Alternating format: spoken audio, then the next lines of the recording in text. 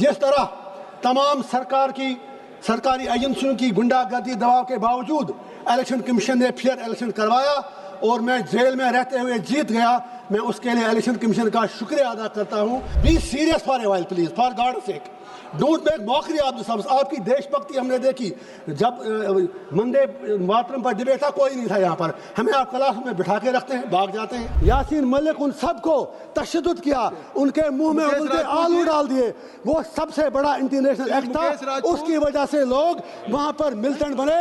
2 minutes. Only 2 minutes. I am giving only 2 minutes. I will not speak. मैं बोलूँगा, from this side, either from any side. कोई नहीं। क्यों, मैं daily Vaser हूँ क्या?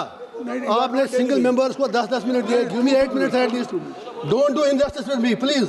For God's sake. You start. Mr. Start. Sir आज 10 दिसंबर का दिन है।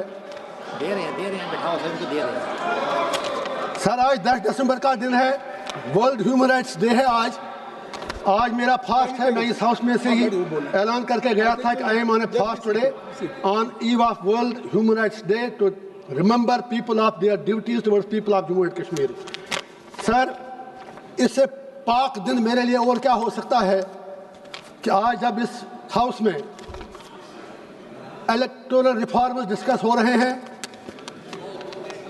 और मैं उस जम्मू कश्मीर से आया हूं जहां के लोगों ने मुझे, जब यहाँ अभी इलेक्टोरल बॉन्ड्स की बात चली, करोड़ों की बात चली, तो मुझे जेल में बिठाकर 10 रुपया खर्च किए बगैर 2 लाख से ज़्यादा वोटों से जिताकर पार्लियामेंट में भेज दिया।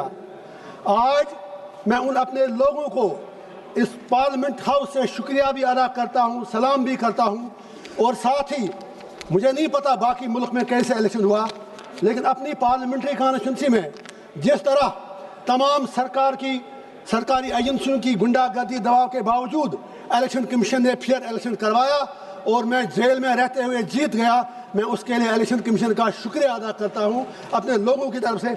आप ताली मत बजाइए, मुझे आपसे अब 2 बातें करनी है।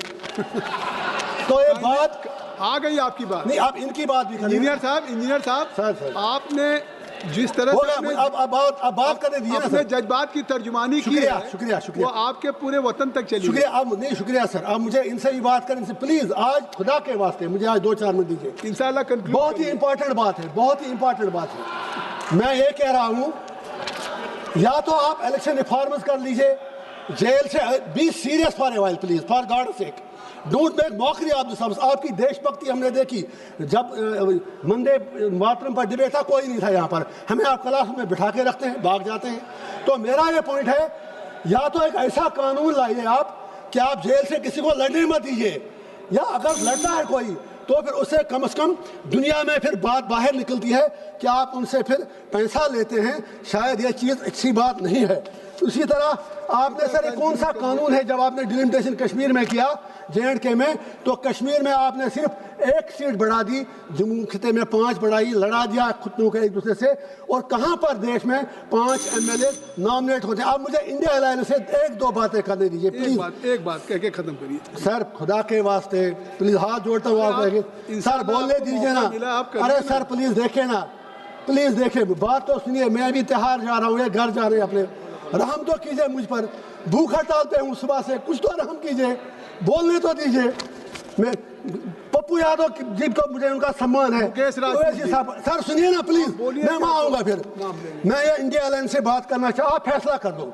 आप तो एक तरफ कहते हैं वोट चोरी होती है, आपके इंडिया अलायंस के पार्टनर जो हमारी स्टेट के बड़े लीडर हैं वो कहते हैं इलेक्शन फेयर हुआ, लेकिन दूसरी तरफ कहते हैं मैं इसलिए हारा क्योंकि वहाँ पर इस्लामाइजेशन और रेडिकलाइजेशन थी।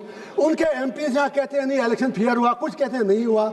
आप आज ये फैसला कर लें, सिर्फ अगर वाकई आपको आगे डेमोक्रेसी को जिंदा रखना है तो इतिहास में सबक लेना जरूरी है। राहुल गांधी जी ने सही कहा एंटी नेशनल एक्ट, तो 1987 को मत भूलिएगा आप।